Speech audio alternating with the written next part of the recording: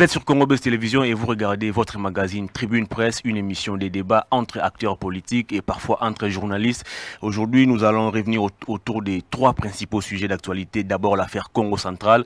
Après la suspension du gouverneur et du vice-gouverneur Atou Toubouana et Justin Lemba, les VPM en charge de l'intérieur les a réhabilités et puis l'Assemblée provinciale les a destitués.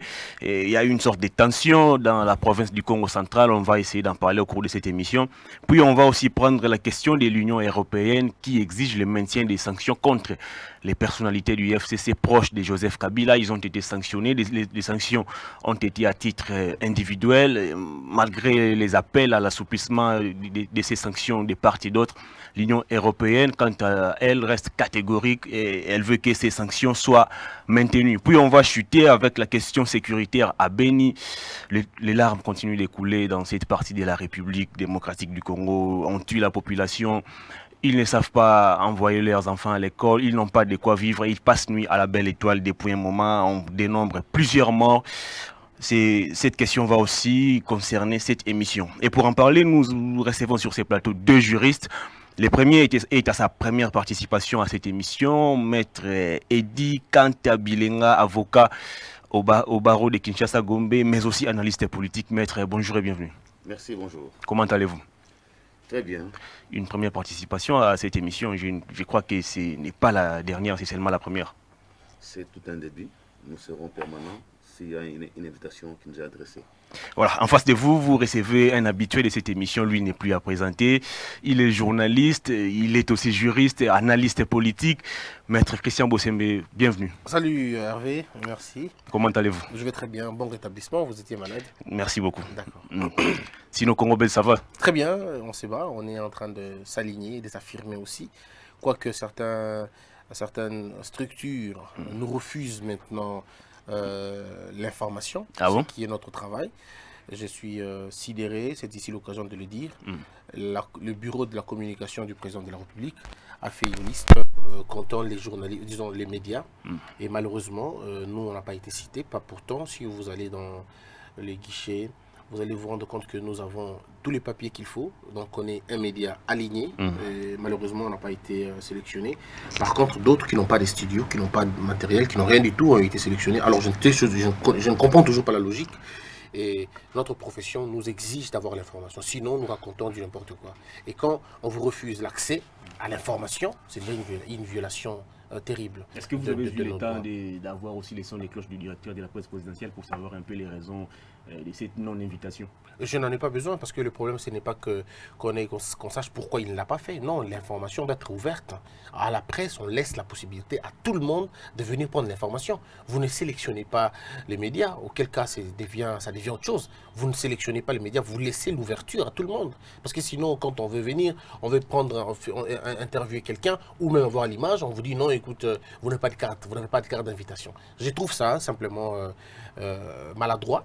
Et je crois que je pourrais demander au bureau de la communication qui ne fait déjà pas bien son travail, d'essayer un peu de s'améliorer dans les prochains jours, essayer un peu de s'ouvrir pour laisser les journalistes travailler. On n'a pas besoin. Trop dur envers ces bureaux? Non, pas parce que bon, quand on est à la présidence, c'est pas au ministère, quoi. La présidence est au sommet et quand vous faites des choses qui ne sont pas nobles, qui ne sont pas bien, il faudrait qu'on vous les dise parce qu'il ne faut pas vous considérer comme des dieux. Eh bien, je peux le garantir, ils ne font pas bien leur travail. Ils doivent commencer à bien le faire en ouvrant ne serait-ce que en laissant l'ouverture, l'espace à tous les journalistes pour avoir les informations. C'est ce qui est nécessaire. Voilà, on va parler actualité. Je suis à vous, Maître Eddy, pour ce premier thème de l'émission, affaire Congo Central. Atou Toubouana et Justin Lemba, d'abord suspendu dans l'affaire Sextep. Réhabilité par le vice-premier ministre en charge de l'Intérieur, déchu par l'Assemblée provinciale du Congo central. Mais finalement, comment vous analysez cette situation? Merci pour la question, mon cher ami journaliste. Je ne veux pas que mon ami en face se plaigne trop sur les fonctionnements de la communication présidentielle, dans une certaine mesure où les hommes en charge de ces services brillent par un sentiment de subjectivité. Mon ami, c'est un battant, c'est l'incarnation de la presse moderne. Merci. Il n'a pas à se plaindre, il a à se battre. Mais toutefois, nous appelons ces services à respecter la Constitution. Parmi les droits fondamentaux dans la Constitution, il y a ceux qui garantissent l'accès à l'information. Nous ne leur pas demandons d'ouvrir les palais pour qu'on sache ce qu'ils font. Non, nous leur demandons de permettre aux Congolais moyens qui se trouvent à des milliers de kilomètres du palais présidentiel d'en avoir l'écho. Ça serait que respecter la Constitution, et c'est un credo pour tous les Congolais de savoir qu'est fait le chef de l'État, et ça sera une manière d'éclairer nos lanternes et de ne pas laisser l'opinion verser, n'est-ce pas, dans la rumeur ou dans les suppositions sur les fonctionnements du palais présidentiel. Alors, affaire Congo centrale. Affaire Congo centrale, mon cher ami, ces derniers temps, ça fait couler encre et salive. Nous devons ici commencer par une historique et rappeler les notions élémentaires des droits. En droit, ce que j'ai appris il y a maintenant 10 ans sur le campus, c'est que la théorie de l'acte contraire, c'est un principe fondamental de droit administratif, de droit constitutionnel et de droit politique. Pourquoi j'évoque cette notion ici? C'est tout simplement parce que messieurs les vice-premiers ministres intérimaires, je cite son nom, Basile Olongo, a eu à suspendre le gouverneur du Congo central et son vice. Il les a rappelés à Kinshasa, n'est-ce pas, pour être entendus au parquet général près de la Cour de cassation. Arrivé à Kinshasa, parce que le procureur avait ouvert l'information judiciaire, les droits de la défense devaient être garantis. On a demandé au procureur de se conformer à la Constitution et aux lois de la République, en ce que le gouverneur en fonction ou les vice-gouverneurs ne peuvent être traduits en justice que sur l'accord de la levée des immunités, de leurs immunités par l'Assemblée provinciale. Le procureur, devant cette évidence, il a eu à solliciter auprès de l'Assemblée provinciale du Congo central à ce que les immunités des deux gouverneurs, le titulaire et son vice, soient levées.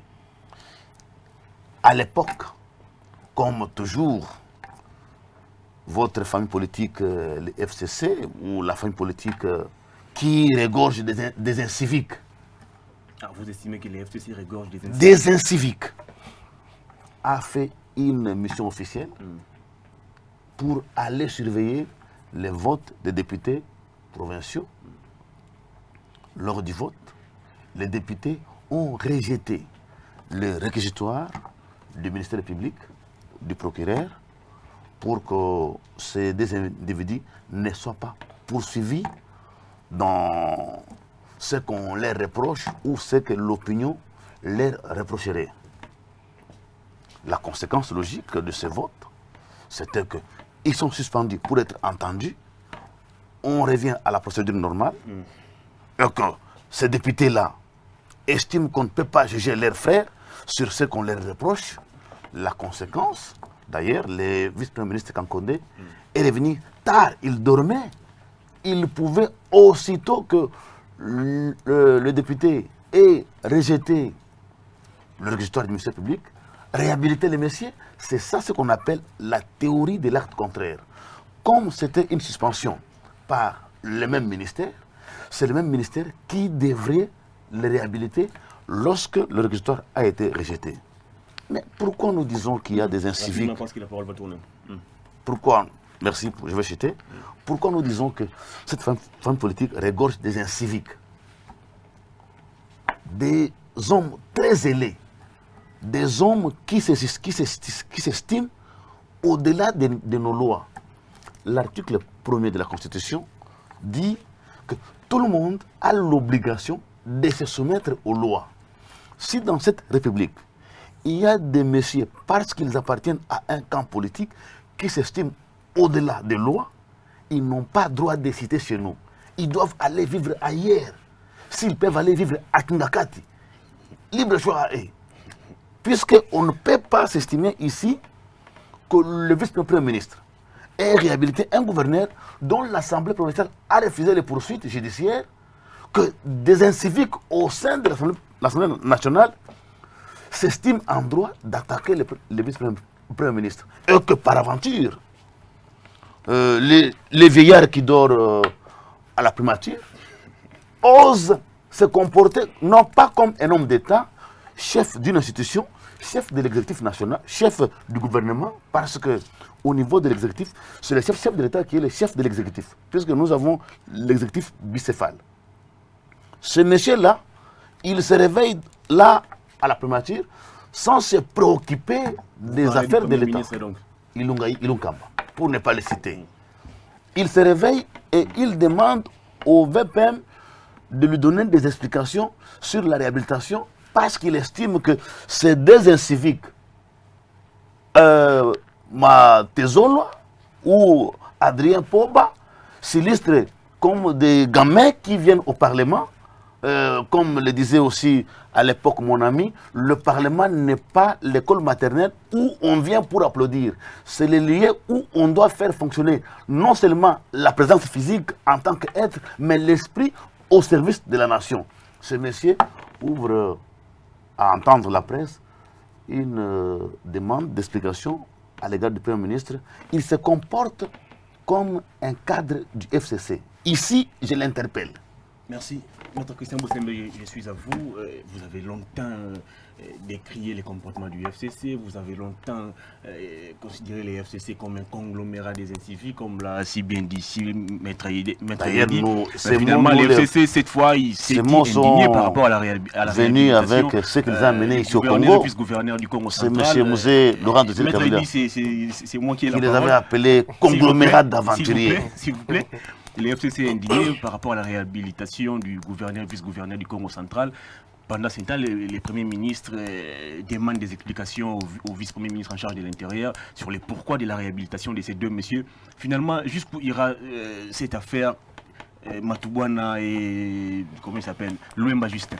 Alors, je suis, moi personnellement, le jour où les Congolais vont comprendre c'est quoi le FCC, peut-être qu'ils auront une autre idée. Quand nous, on le dit, les gens pensent qu'on est méchant, tout ça.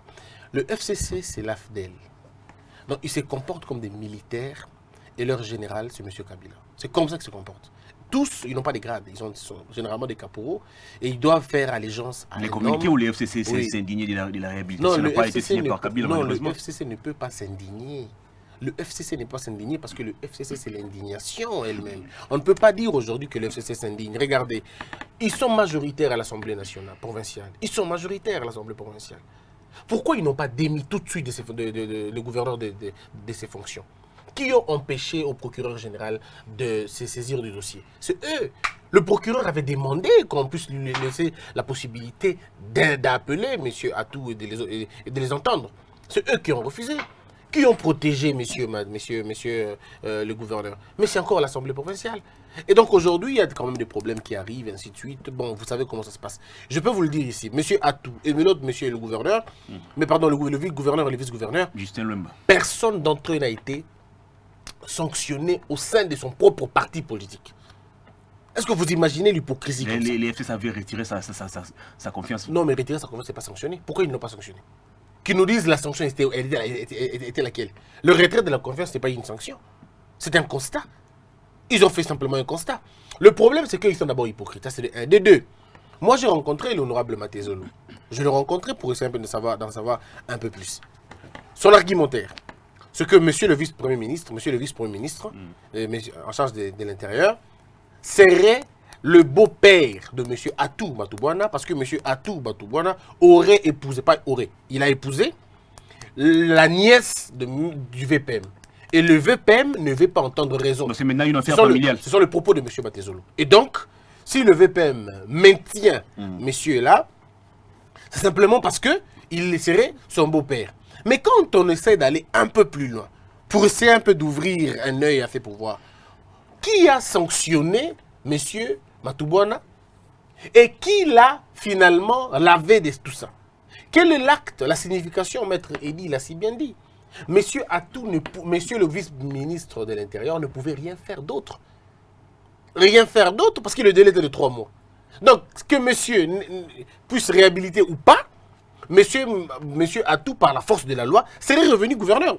Sans raison. Qu'il ait fait ou pas, les faits allaient être produits de la même manière. Alors maintenant, qui diffère entre les VPM en charge de l'Intérieur et les premiers ministres? Non, le Premier ministre s'est trompé terriblement. Le Premier ministre s'est trompé terriblement parce que le Premier ministre souffre d'une carence de gestion. Malheureusement, il a un problème de gérer son conseil de ministres. Ça veut simplement dire qu'il y a un problème de coordination. Le Premier ministre ne maîtrise absolument rien du tout. Parce que une question comme celle de la réhabilitation, si le gouverneur peut faire une réhabilitation sans que le Premier ministre ne soit au courant, alors le problème, ce n'est pas le ministre qui le fait, mais c'est le Premier ministre qui lui-même... à travers la presse. Non, mais non, ça, c'est pas vrai. C'est pas vrai. Et non, ce qu'il faut dire ici, c'est qu'il y a tellement de désordre là-dedans. Même lorsque vous entendez le VPM, quand vous entendez le VPM parler, vous avez l'impression que le VPM ne maîtrise pas les dossiers, lui-même aussi. Il ne maîtrise pas les dossiers. Parce qu'il dit d'abord qu'il n'a pas réhabilité. Il dit qu'on lui prouve l'acte de la réhabilitation. Il dit qu'il n'a pas réhabilité. Le alors, VPM, il a fait quoi? Justement, le VPM va plus loin. Il va même dire que M. Basile n'a jamais sanctionné le gouverneur et le vice-gouverneur. Donc le vice-gouverneur, le vice-premier ministre de l'Intérieur, lui aussi nous amène divaguer.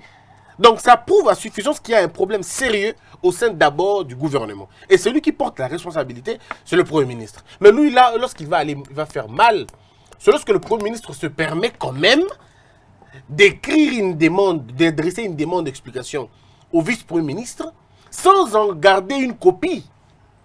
Le vice-ministre n'a pas été saisi, n'a pas été notifié. Ça, c'est ce qu'il lui-même dit. Il apprend dans les réseaux sociaux. Comme les premiers ministres là appuient aussi à travers la presse. Alors, nous sommes dans un gouvernement des réseaux sociaux. Parce que le Premier ministre, où était-il quand le ministre, toujours et l'éternel ministre de la décentralisation, faisait des remontrances au vice-premier ministre, qui est son chef hiérarchique?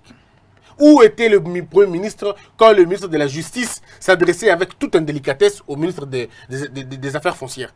Où était le Premier ministre quand les gouverneurs se sont comportés comme des belliqueux, se sont comportés comme des gens hors la loi, ont essayé de donner des leçons au vice-premier ministre et appuyé par l'éternel ministre de la décentralisation? Où était-il le Premier ministre? Nulle part. Au FCC. Monsieur le Premier ministre, il doit savoir une chose. Il est le patron institutionnel du FCC. Vous avez l'impression que le Premier ministre est en train de protéger les ministres FCC? Non, mais j'ai comme l'impression même qu'il subit les ordres d'Émile Moulagne et les autres. Il est le patron institutionnel. Il est l'interface du président de la République. Quand il faut parler, parce qu'il faut dire la vérité, peut-être ça va vous choquer. Lorsque les choses doivent se parler politiquement, le président Félix Tshisekedi doit rencontrer M. Ilukamba. C'est les deux qui doivent se rencontrer. Quand il faut parler d'institution, pardon. Mais quand il faut parler politique, il faut laisser M. Kabila et M. Kabound se rencontrer parce que ce sont les équivalents. Ils doivent se rencontrer et discuter sur la bonne marche de leur famille politique parce que M. Kabila est l'équivalent de M. Kabound en politique. Si, il faut le dire comme ça. En termes des institutions... Voyez-vous Kabila accepter facilement de discuter avec Jean-Marc Kabound? Oh, mais attendez 2 secondes. Vite à ce qu'il est. Il n'est pas congolais. Non, comme tout le monde. S'il est congolais comme tout le monde. On parle des équipes. N'est-ce pas que Vite est comme Barcelone? N'est-ce pas qu'il vit comme Barcelone? Ah, Jérémy les répondre. Mais alors, c'est la même chose. Donc, M. Kabound est l'équivalent de M. Kabila. Mais M. Félix Tshisekedi est l'équivalent, enfin, même pas l'équivalent, il est l'interface. Non, c'est plutôt M. Comment on appelle le Premier ministre? Ilunga. C'est M. Ilunga qui est M. Ilunga qui est l'interface de M. Kabila au niveau des institutions. Donc, le problème est celui-là. L'affaire du Congo central, c'est une pure distraction. Mon ami, Maître Eddy est là, il est avocat. Connaissez d'en parler un peu. Qu'est-ce qu'on reproche à Atou Matoubouana? C'est que ça? Atou Matoubouana. On lui reproche de quoi? Parce que son nom est cité dans une vidéo? Mais pourquoi on n'est pas allé plus loin que ça? On lui reproche quoi exactement? Et qu'est-ce qu'on reproche à monsieur l'autre, là, Justin Zelumba? Parce qu'il se retrouve nu en train de demander les habits dans une vidéo et que ceux qui sont là sont les agents de la sécurité haut placés. Mais tout le monde sait, tout le monde voit que c'est un jeu. Tout le monde sait, tout le monde voit que c'est un piège, un guet-apens. Où se trouve la véreuse dame? Elle est où maintenant? Au Canada. Ah ben alors, il faut arrêter. Maître Eddy, je reviens à vous, affaire Congo centrale toujours. Finalement, dans cette affaire, où est-ce que vous placez la responsabilité du président? Doit-il maintenant agir en révoquant les gouverneurs et les vice-gouverneurs ou il doit les maintenir? Non. Mon cher ami, la Constitution est claire quant à ça. Je partage le point de vue de mon ami Christian Bossembe, en ce sens que le chef de l'État dans un pays n'a pas d'équivalence. Ouais. Même sur le débat politique ou institutionnel, il n'a pas d'équivalence. Il y a un camp, comme le disait Mouzé, un conglomérat d'aventuriers qui estiment que leur autorité morale était l'équivalent du chef de l'État. Il se trompe largement et éperdument sur ce. Nous ne pouvons pas les suivre dans leur jeu. Et j'appelle, d'abord, je démontre comment M. Ilunga Ilunkamba est absent sur le plan institutionnel et sur le plan politique. Ce monsieur laisse M. Kabila, Joseph, sénateur, l'honorable Kabila, comme vous voulez, jouer les jeux politiques à sa place, au nom du FCC. Non, ce jeu est inconstitutionnel, illégal et irrégulier. La Constitution prévoit que lorsqu'il y a une coalition au pouvoir, celui qui engage la coalition dans les institutions s'appelle le Premier ministre. Parce qu'il est nommé au sein de la coalition. La coalition ici, c'est FCC Cash. Mais vous trouvez que le Premier ministre, il est pris en otage par les caciques, comme vous appelez, du FCC, que moi j'appelle les hors-la-loi du FCC. Ils prennent un monsieur en otage et il devient un figurant. Le Premier ministre est un figurant, je peux le démontrer. Le chef de l'État signe des ordonnances nommant les mandataires publics au sein de la SNCC et de la GECAMIN. Le ministre du portefeuille du FCC, les sortants et l'entrant, personne n'a pu exécuter ces ordonnances-là. Le Premier ministre, qu'est-ce qu'il en a fait? Et finalement, les présidents sont obligés d'aller négocier l'application de ces ordonnances. Le président n'a pas négocié. Et il ne négociera jamais, il a dit ça. Il a dit qu'il ne va pas négocier. Ces ordonnances vont s'appliquer. Comment ces ordonnances vont s'appliquer?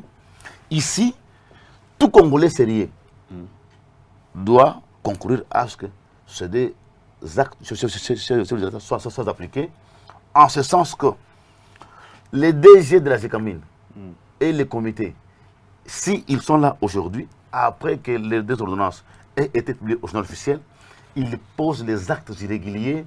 S'ils posent les actes sur fond politique, ils préjudicient les deux sociétés. Et ils vont perdre parce qu'ils n'ont plus qualité. La notion est simple, c'est les droits. Toutes les fois, pendant que ces deux actes ne sont pas en application, les actes que posent ceux qui sont là sont les actes contre les intérêts de ces deux sociétés.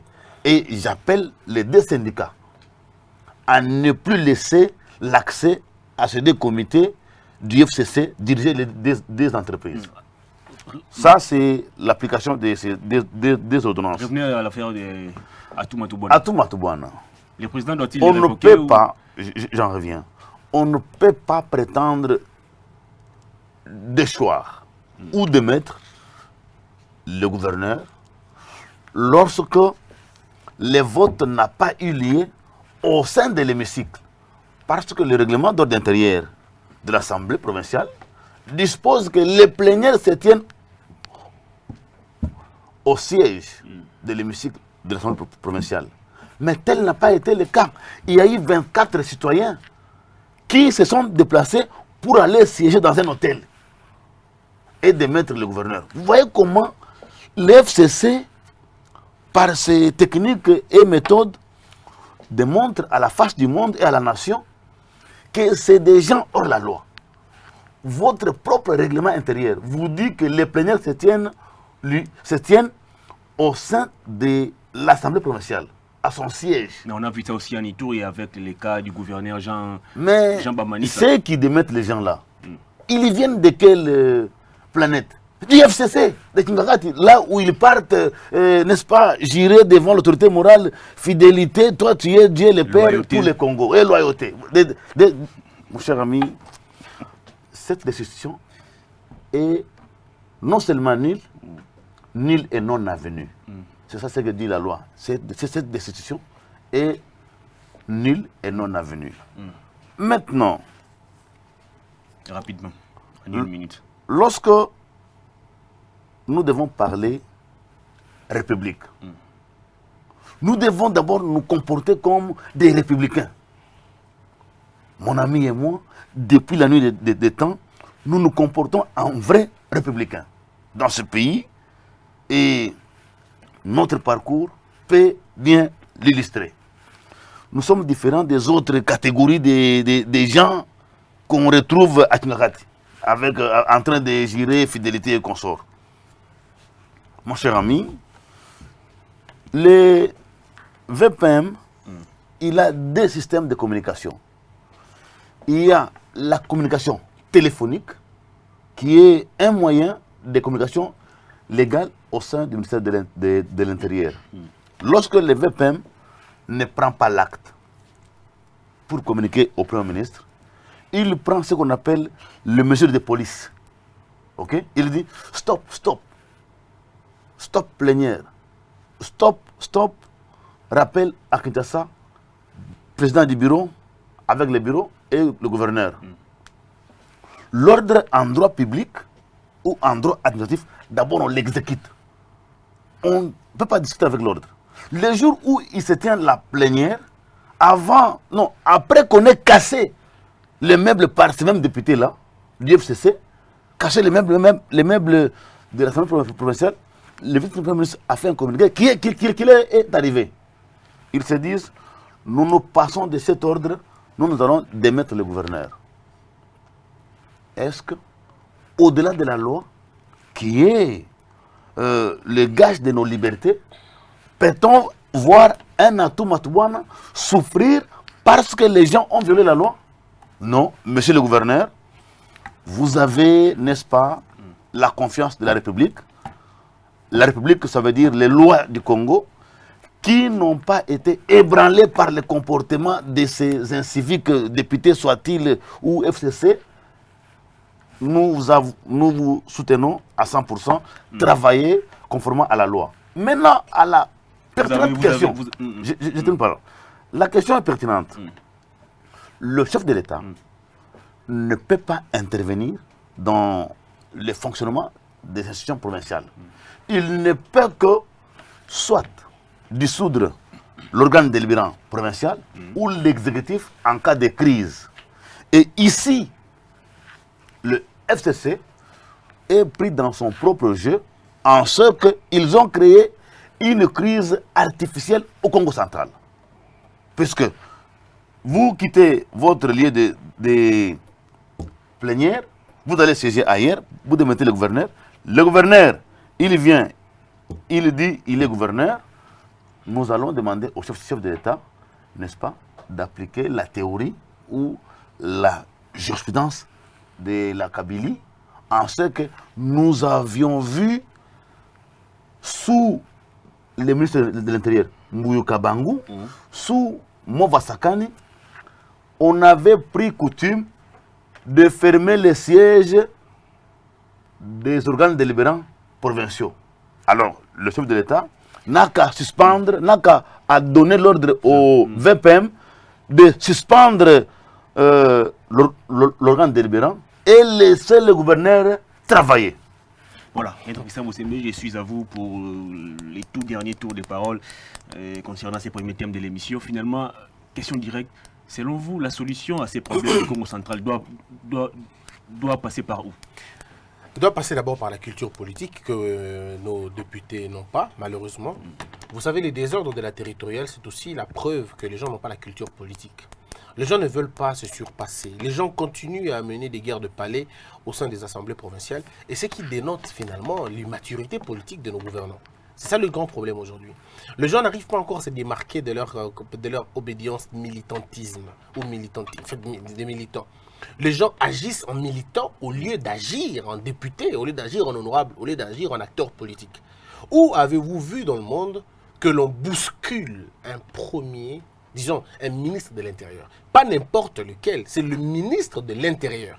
Mais on le bouscule parce qu'on n'est pas d'accord avec lui. Donc finalement, lorsque les discordances cessent d'être des discordances d'idées, on commence maintenant à en venir aux mains. On a prouvé à suffisance qu'on n'est pas un homme d'État, mais plutôt un homme de terrain ou peut-être un militant, tout simplement. Le problème est à ce niveau-là. Cette colonisation de la vie politique a finalement montré à suffisance que les gens n'ont pas cette culture politique. Ce qui se passe au Congo central est tout sauf de la politique. C'est du théâtre. C'est vraiment du théâtre et pas du théâtre de bon goût joué par des amateurs. Malheureusement. On ne peut pas déchoir quelqu'un dans un lieu qui n'est pas repris par la loi. Non, mais attendez 2 secondes. Ce n'est pas un lieu prévu par la loi. Alors, comme ce n'est pas un lieu prévu par la loi, et vous prenez des décisions dans un lieu qui n'existe pas dans la loi, c'est que tout ce que vous faites excusez-moi, tout ce que vous faites est inutile. Parce que finalement, ça ne sera pas pris en compte. Je vais un peu aller dans le sens de Maître Eddy quand il parle des ordonnances du président de la République. C'est vrai, on va le dire. C'est parce que les gens, au Congo, les gens ne sont pas des courageux. Moi, si j'ai une affaire qui m'oppose à l'AMIBA, elle perdra. Oui. Elle perdra. Parce que tous ceux qui vont signer au nom et pour le compte de cette entreprise n'ont pas qualité. Et donc, tout ce qu'ils vont... Est-ce que vous comprenez les dangers qu'ils font courir au pays? Par un ministre... Est-ce que vous imaginez un peu? Donc, les gens pensent faire du mal au président de la République, mais ils mettent en péril l'État congolais. Ils mettent en péril les entreprises publiques de l'État. Donc, simplement pour dire que, ici, nous avons des gens qui n'ont pas encore compris, 59 ans après, que la République fonctionne pas comme un parti politique. Les gens n'ont pas encore compris ici que les hommes politiques n'obéissent pas à des ordres. Les hommes politiques obéissent à la loi. Qu'est-ce que la loi a dit? Si la loi a dit de faire ceci, je veux le faire. Dans l'histoire du Congo central, pour moi, je peux vous le dire, c'est une honte. Et je ne demande même pas au président d'intervenir sur cette affaire-là. Ce n'est pas encore ce n'est pas une affaire de son niveau. Lorsque le président parlera, ça va être pour destituer tout simplement, pour dissoudre cette petite boutique, dissoudre cet organe, parce que je me rends compte que ces gens ne comprennent pas. Ils ne comprennent pas. Regardez les députés comment est-ce qu'ils parlent. Regardez vous-même, suivez les députés quand ils parlent. J'ai comme l'impression que Wade avait raison. Wade avait raison de dire que le Congolais, la classe politique congolaise était immature. Il n'y a pas de différence entre les hommes de la rue et les députés. Il n'y a pas de différence. Où avez-vous vu? J'ai entendu un député dire l'honorable Mvouemba menti. Il n'y a pas eu coup de balle, mais il y a eu des pétards. Donc pour lui, les pétards doivent se retrouver dans une assemblée provinciale. Est-ce que vous imaginez un peu? Et il n'a même pas honte. Hein. Il est, je sais pas moi, vice-président. Il dit non, mais.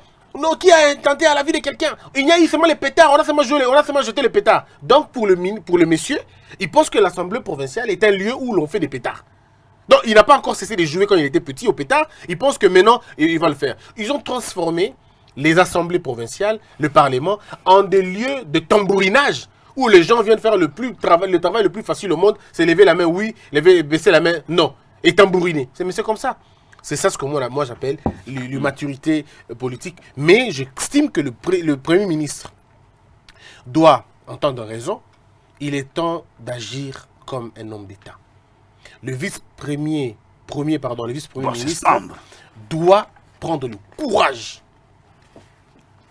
que la loi lui donne de suspendre cet organe s'il faut, s'il en a les compétences comme ça, qu'il le fasse. Mais sinon, qu'il ne réponde pas. Je demande au ministre de l'Intérieur qu'il ne donne pas de justification au Premier ministre. Si le Premier ministre a besoin des informations, qu'il suive les canaux de la loi.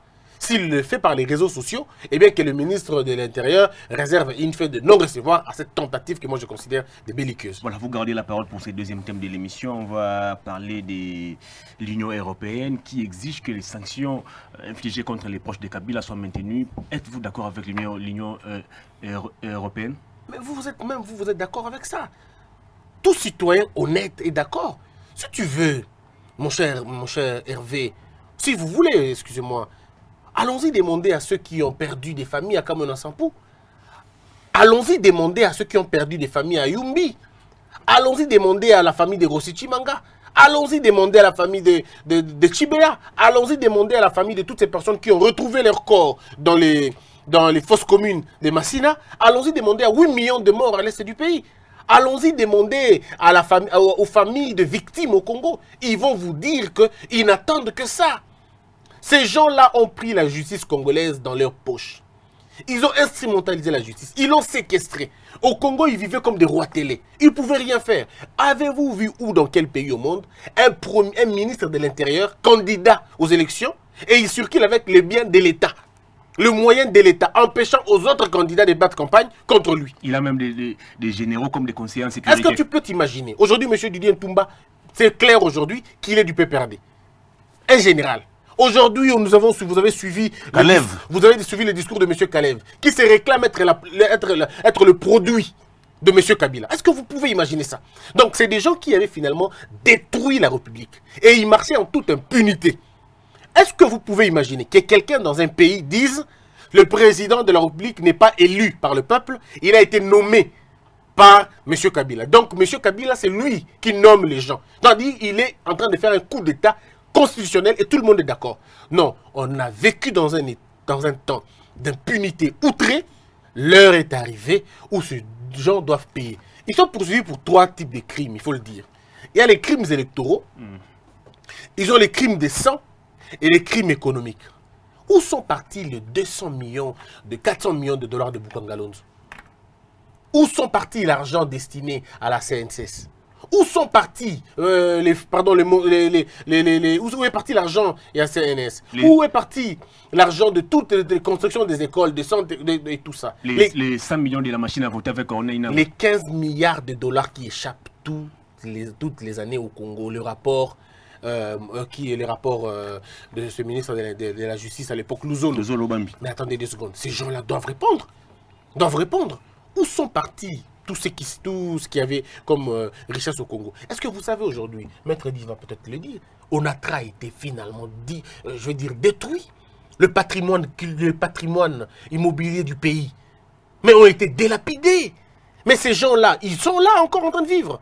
Alors qu'est-ce qu'on voulait qu'on dise? Mais est-ce que vous êtes d'accord avec la sanction avec l'avis du président qui, lors de son passage en Belgique, a fait demander qu'on puisse assouplir quand même ces sanctions? Les gens ont mal compris le président. Et c'est là encore que j'ai dit que le cabinet du président, le service de communication, c'est nul, totalement nul. Ils ne font pas leur travail.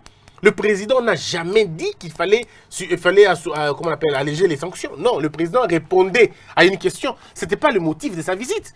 Il n'était pas allé pour demander qu'on lève des sanctions. C'est quand on lui pose la question, que dites-vous des sanctions? Et le président a été si clair. Il a dit, on va lever des sanctions. On va demander à la Belgique de regarder, de voir, d'apprécier. Mais sur une seule catégorie d'infractions, c'est des infractions politiques qui n'ont rien à voir parce qu'il a dit que la situation avait évolué. Mais il a même dit au cours de la même phrase, il a dit pour des questions de crimes contre l'humanité. Pour des questions de violation des droits de l'homme, en tout cas, je ne suis pas là pour ça. Et puis il a dit encore dans son adresse que tous les crimes ne seront pas impunis, ne resteront pas impunis. Tous les crimes vont être punis et tous les criminels seront arrêtés. Il a dit que c'était une question de temps. Donc moi je pense que c'est une fierté pour nous de demander à ces gens-là de continuer à poursuivre et même d'étendre leurs sanctions jusqu'à Joseph Kabila Kabange. Parce que ce n'est pas moi qui le dis, c'est Human Rights Watch qui l'a dit. Ils ont demandé qu'on puisse rallonger les sanctions jusqu'à Kabila. Parce que je trouvais ça hypocrite d'attaquer les exécutants sans attaquer les commanditaires. Et monsieur de l'Amérique ici, monsieur Amer a demandé qu'on puisse rallonger les sanctions jusqu'au niveau du sommet. Et je crois qu'on continuera toujours. Mon frère, je vais terminer par là en vous disant ceci. Même Félix Tshisekedi, même s'il est amoureux, même s'il a un amour profond, il ne pourra pas protéger le FCC. C'est impossible. Le FCC se bat contre la nature, le tribunal de la nature. Vous ne pouvez pas. Il n'y a pas de recours dans ce tribunal-là. Les crimes qu'ils ont eu à commettre, pour lesquels on les poursuit pour la plupart des cas, sont des crimes imprescriptibles. Ça veut dire qu'aucun gouvernement ne pourra le changer. Ça, il faut le dire. Donc, les sanctions tombent à point. Nous demandons plutôt à ces gens-là d'aller plus loin, d'allonger leurs sanctions et même de les transformer en des poursuites judiciaires. Maître Aïdi, lorsque la Belgique, ou disons l'Union européenne a sanctionné les proches de Kabila, vous avez entendu quelqu'un comme Mende déclarer « Je n'ai aucun bien en Belgique ». D'ailleurs, ceux qui sont Kabila en Bango. Mais finalement, ce sont les mêmes personnes qui aujourd'hui pleurnichent, on doit alléger les sanctions. Finalement, comment vous analysez On appelle ça le Djongo. Cette situation? Cher ami, comme tu as cité cet oiseau rare qui est de la classe des médiocres, il faut le prendre par les ailes et les tirer. Les gens ont inventé la souveraineté. La souveraineté n'appartient pas au gouvernement, ni au président de la République.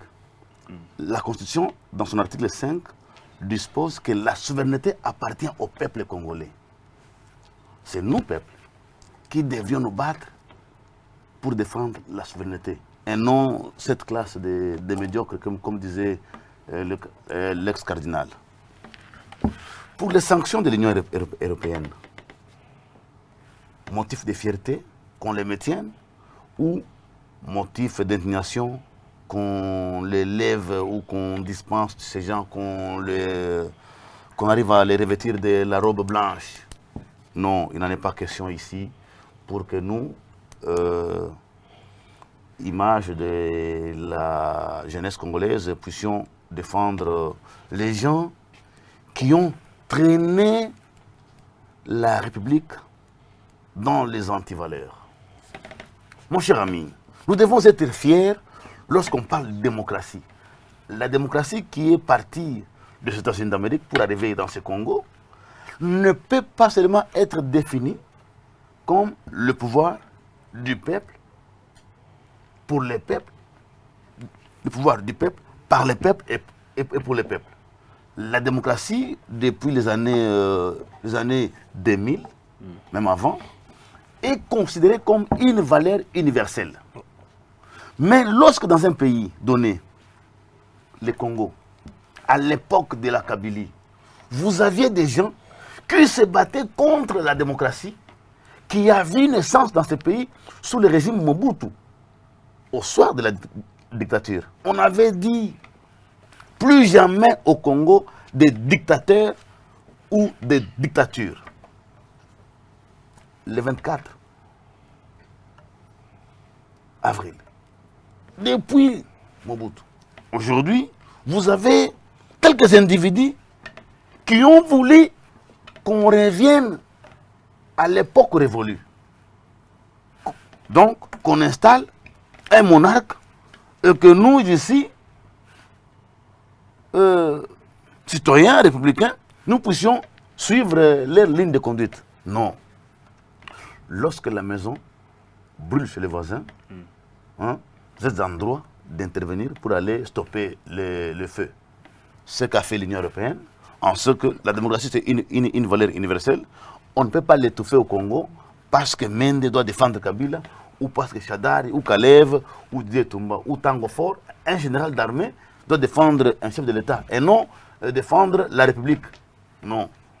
Il est temps aujourd'hui que nous appelions les amis du Congo qui se trouvent au siège de l'Union européenne pour leur dire que ces gens sanctionnés représentent le mal pour notre démocratie, qui est encore à l'aube.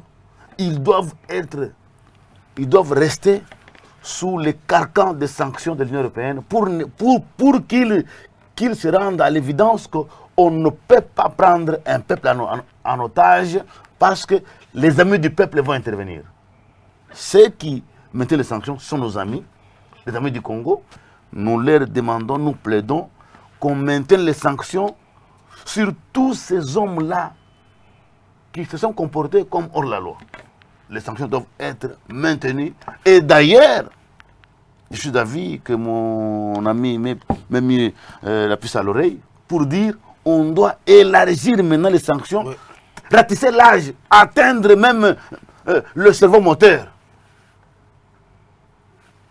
Tu vois, ces gens-là, s'ils partent là-bas pour jurer fidélité, il faut que les sanctions de nos amis atteignent le cerveau. C'est ça notre demande. Il n'est pas question qu'on prétende lever les sanctions pour quoi qu'il en soit au monde. Alors, une dernière question à vous deux pour passer au tout dernier thème de l'émission. D'abord à vous.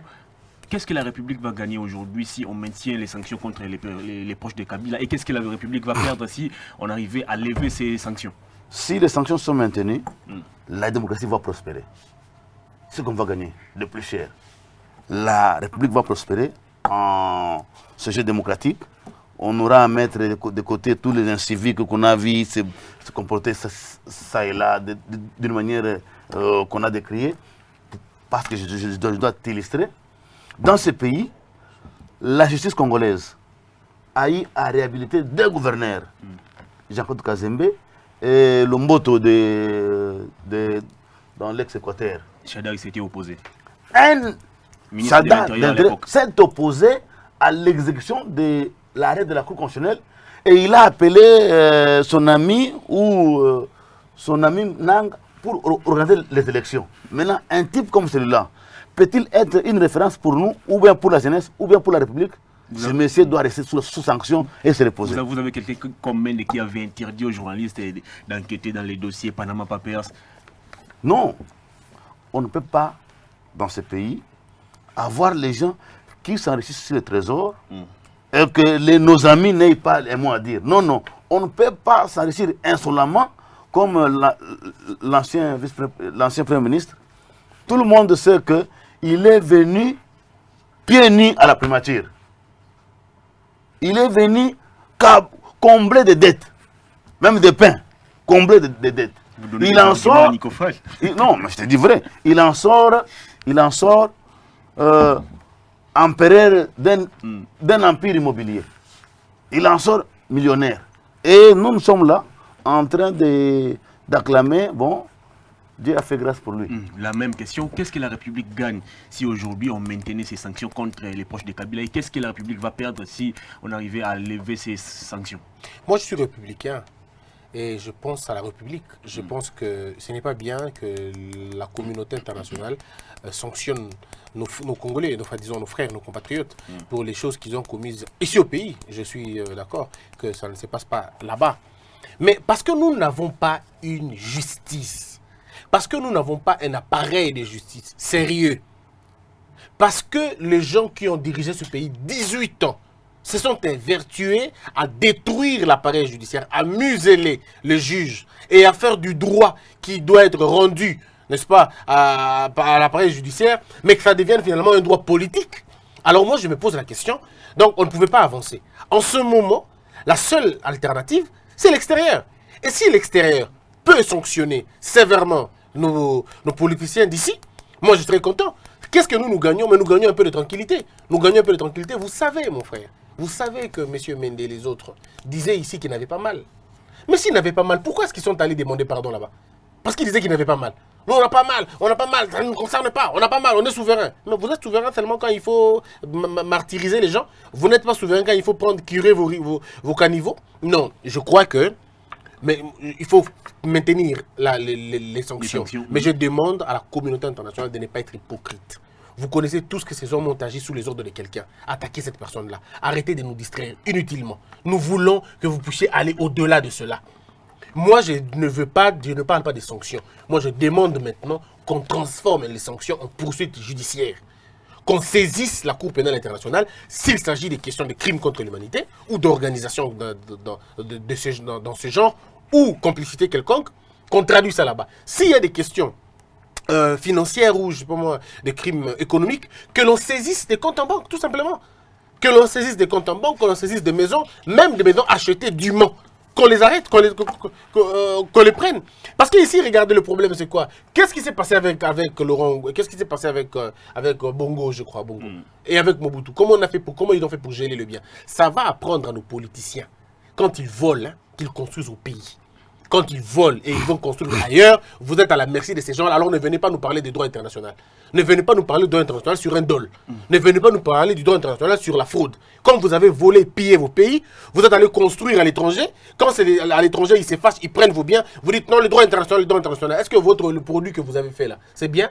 Non, je crois ici que le Congolais doit comprendre. Ça va nous aider dans beaucoup de choses pour que la future génération comprenne que si je vole, si je tue, si je fais ceci, je serai sujet de poursuites à l'extérieur. Voilà. J'exhorte la communauté internationale de transformer justement les sanctions en des poursuites judiciaires et pour les arrêter. Voilà, 10 minutes nous séparent de la fin de cette émission. On va prendre les tout derniers thèmes de l'émission pour parler de la question sécuritaire dans la partie est de la République démocratique du Congo. Maître Eddy, à Beni, les gens continuent toujours de pleurer.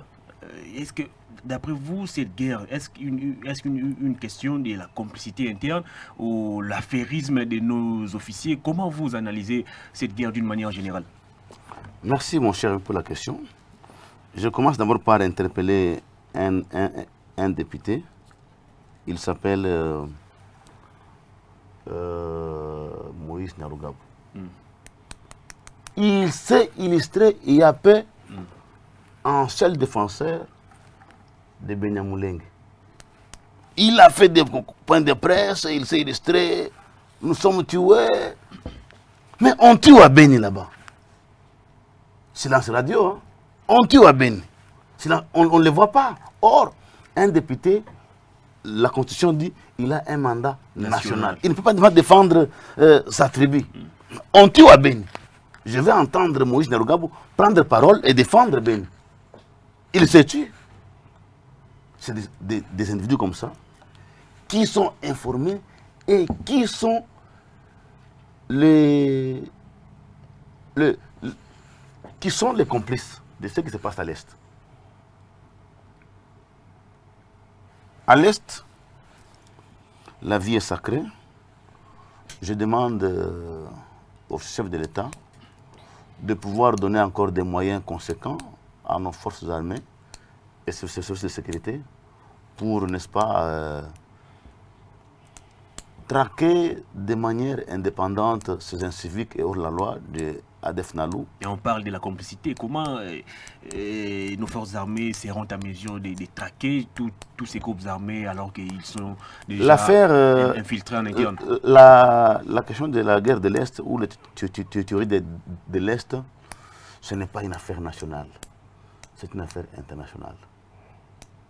C'est là qu'on peut trouver une bonne solution si, comme l'a dit mon ami, on n'est pas hypocrite.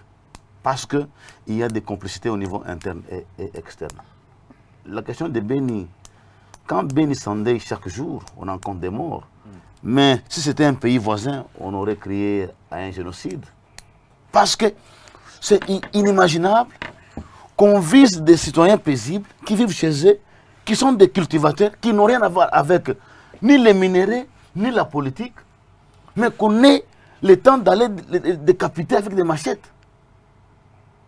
C'est invivable, c'est intolérable, c'est assez.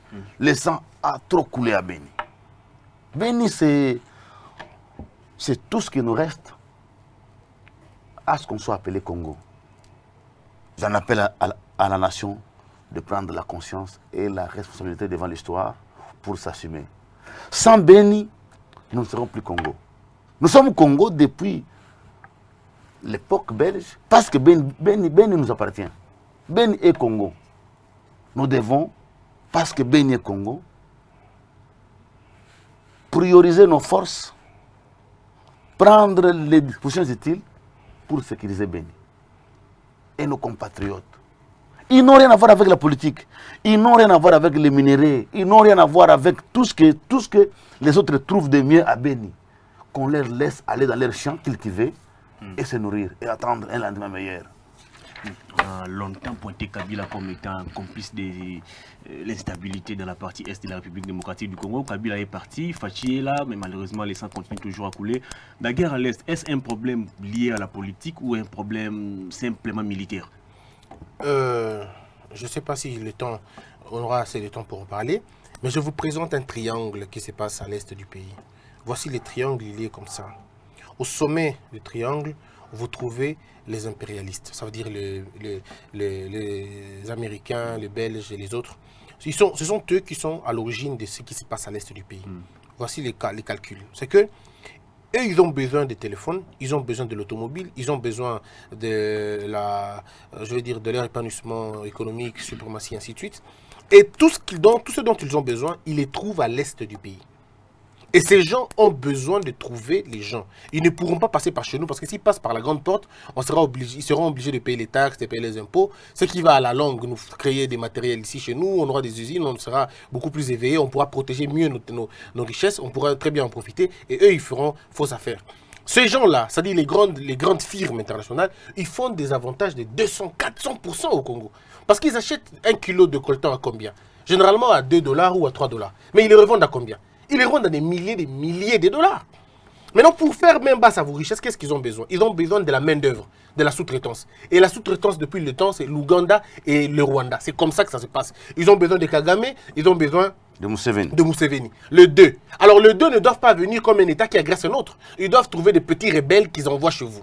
Ils envoient les FPR, ils envoient les ADF. Et quand ils envoient ces gens-là, vous allez vous rendre compte que le FPR tue plus chez nous au pays que chez eux. Les ADF tuent plus chez nous que chez eux. Ça, c'est le premier élément de la chose. Le deuxième élément, ils ont trouvé Laurent Désiré Kabila. Ils pensaient que c'était un pantin, une marionnette. Lorsque Laurent Désiré Kabila arrive, il ne connaissait pas tous les méandres. Mais quand il a appris que le Rwanda avait l'intention, lui aussi, de faire quoi? De prendre nos terres et de l'annexer chez lui. Donc, on a finalement une guerre asymétrique. On a une guerre qui vise deux coins. Le premier point, c'est les richesses qui vont aller aux États-Unis et en France et tout ça, et les grandes puissances vont s'en occuper. Et la sale besogne maintenant, comme on dit, un peu l'établi Sinabino, c'est le Rwanda qui veut prendre nos terres. Parce que jusqu'aujourd'hui, au moment où nous parlons, la République du Kivu a déjà été dessinée. La République du Kivu a un drapeau. La République de Kivu a une histoire, a une constitution, ainsi de suite. Souvenez-vous, lorsque le RCD, parce que l'AFDEL va se transformer à la fin au RCD, le RCD, avec le monsieur que monsieur Maître Obama vient de parler, Maître Eddy vient de parler tout à l'heure, mais ils avaient déjà déclaré l'Est comme un État. Souvenez-vous qu'il y a pas longtemps, c'est vrai qu'il y a longtemps, on pouvait partir à Goma avec un visa. Ils étaient déjà en train de faire un projet comme ça, qu'il fallait aller avec un visa. Donc c'était un projet déjà bien fait. Mais maintenant, Félix Tshisekedi, quand il retrouve cette situation, il est au pouvoir, mais il trouve la situation, elle est minée. Votre armée a été infiltrée jusqu'au sommet. Par qui? Par les... Regardez, l'AFDEL arrive. L'AFDEL trouve la phase. L'AFDEL arrive avec qui? Avec des gens qui ne sont pas expérimentés, des Kadogo, ainsi de suite. Mais il déverse un nombre important de gens dans l'armée. Ils deviennent des généraux. Souvenez-vous, avec le MLC, ils étaient aussi dans l'armée. Le MLC avait des généraux qui n'ont pas eu la formation. Le RCD, le M23, le CNDP. Donc notre armée a finalement été gonflée par des gens qui ont fait la rébellion. Et du coup, ces gens qui ont fait la rébellion n'obéissent pas à l'ordre de l'armée, mais ils obéissent aux ordres des seigneurs de guerre. Et ce sont eux qui ont fragilisé finalement notre armée. Alors quand Félix arrive, il fait quoi maintenant? Ce qu'il doit faire, moi je lui ai demandé, je continue à le demander, il doit se battre dans la diplomatie extérieure. Il doit aller séduire, convaincre ces firmes internationales de ne pas utiliser le Rwanda et le Burundi. Et nous devons en interne utiliser la pression, vendre notre génocide et alerter la communauté internationale, constituer des lobbies, imposer la mort, les assassinats à l'Est au débat américain. Il faut que Donald Trump soit obligé. Quand tu parles de la politique internationale, qui parle de massacres à l'Est, pas parce qu'ils sont des États-Unis, mais parce qu'ils ont le plus grand laboratoire de pharmacie, ils ont le plus grand laboratoire d'armement, et ils ont le plus grand laboratoire comment on appelle ça, d'armement. Donc, les deux grandes usines les plus fortes au monde, c'est la pharmacie et l'armement. Et ils vendent les armes chez qui? Chez nous. Ils vendent leurs vaccins des épidémies chez qui? Chez nous. Donc, nous devons arriver à saisir l'opinion américaine, l'opinion internationale, pour renverser la tendance, dire que c'est nous qui subissons les génocides et pas les autres. Donc, continuer à se battre sur la diplomatie extérieure. Quand on aura réussi la diplomatie extérieure, je crois que certains verrous à l'intérieur vont tomber. Je crois. Certains verrous à l'intérieur doivent tomber. Mais pour terminer, il faut qu'au niveau de l'armée, que le président essaie de comprendre que le Conseil supérieur, le Conseil supérieur militaire, c'est lui le président. C'est lui le patron de ce conseil-là. C'est un organe qui ne dépend pas du ministère de la Défense. En fait, qui dépend du ministère de la Défense, mais qui ne reçoit pas d'ordre direct. C'est attaché à la présidence. C'est le président de la République qui est le patron de ce conseil-là. Alors, il doit utiliser son côté-là pour, si pas changer toute la chaîne du commandement dans la frontière, les amener au nord du pays et prendre d'autres militaires et les placer là-bas, soigner les militaires, les mettre dans de bonnes conditions, comme on l'a dit ici, qu'on soigne les militaires, qu'on les traite bien. Et puis vous allez voir que ces groupes armés là vont fuir d'eux-mêmes. Je crois, mais il faut prendre du temps, il faut aller méthodiquement, il ne faut pas aller brutalement, sinon c'est compliqué. L'émission est complètement terminée, Maître Eddy. En 1 minute, vous allez placer votre mot de la fin concernant cette question sécuritaire. Puis il y a une rubrique dans cette émission qui consiste pour l'inviter à regarder la caméra juste devant vous. Et vous allez donner votre numéro au public qui vous regarde. Peut-être ils auront besoin de continuer les débats avec vous. Et surtout que c'est la fin de l'année, peut-être quelqu'un peut penser à vous à travers Western. Non, mon cher ami, lorsqu'on vient faire l'échange sur les idées, en tant que républicain, on ne peut pas attendre qu'on soit bonifié par ceux qui nous suivent. Nous sommes au service de la nation, comme disait Dr. Tshisekedi, il disait la politique doit être un apostolat pour nous. Pour Béni sur Béni, j'ai pris au chef de l'État d'axer la diplomatie, comme l'a dit mon ami, avec un thème au niveau international, accentuer la communication, dans ce qu'à Béni, ils se commettent chaque jour un génocide. C'est un crime imprescriptible qui relève de la compétence de la CPI. Ceux qui commettent ces crimes sont connus, sont fichés, ils ne doivent pas rester impunis. Pour le reste, le débat va continuer. Toujours sur Congo Belge, nous serons toujours présents. L'année terminant, nous profitons pour présenter à la direction des Congo Belge nos vœux les meilleurs. Vous êtes invité, nous avons le premier anniversaire, c'est le 23.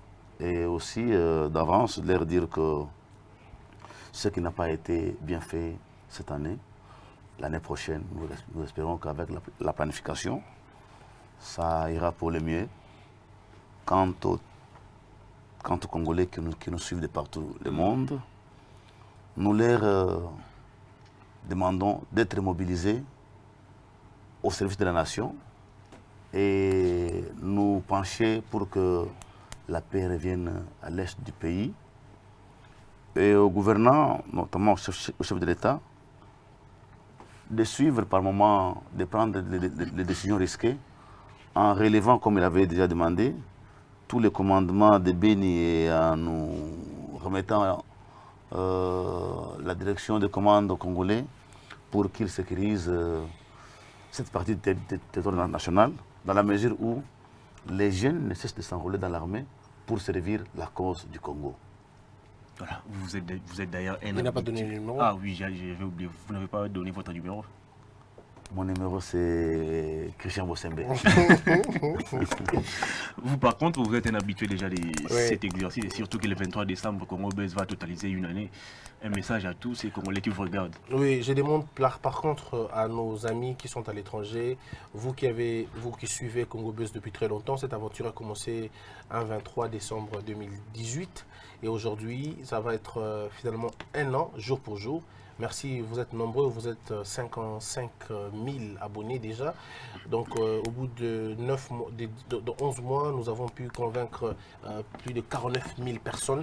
Vous n'avez aucune idée du plaisir que j'ai, de sentiment que j'ai. C'est vrai qu'on pouvait attendre encore beaucoup plus, un grand nombre. Donc on vous demande de pouvoir nous faire une vidéo. C'est ce qui va se passer. Donc vous nous faites une petite vidéo, mais vous êtes libre parce qu'on va diffuser l'intégralité de la vidéo.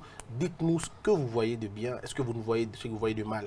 On a besoin de vos suggestions, de vos remarques et nous allons le diffuser tel que vous allez envoyer. Seulement, nous vous demandons de nous proposer des choses à faire en 2020 et ça sera un grand plaisir. Si vous êtes à Kinshasa pendant les vacances, eh bien venez, on sera dans un endroit où on va partager un verre en termes d'amitié et pour sceller l'année et pour projeter une très belle année après. Donc le numéro qui est affiché sur le bas de l'écran, c'est notre numéro, c'est votre numéro. S'ils veulent me joindre par rapport à quelque chose ou vous voulez vous-même être là ou vous voulez tout ça, vous allez voir avec Hervé et nous on sera vraiment là et ça sera un grand plaisir.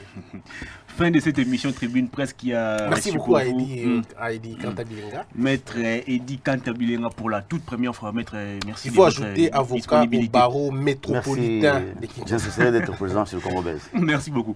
Et merci également à vous, Maître Christian Bossembe. Je rappelle que vous êtes patron des Congo Belge Télévision. Je dis responsable, c'est mieux. L'émission est complètement terminée. Merci de nous avoir suivis. Merci à l'équipe technique supervisée par Omo, Néhémie, Jacob. Merci également à l'assistance de Jérémy et Milka. Au revoir et à très bientôt.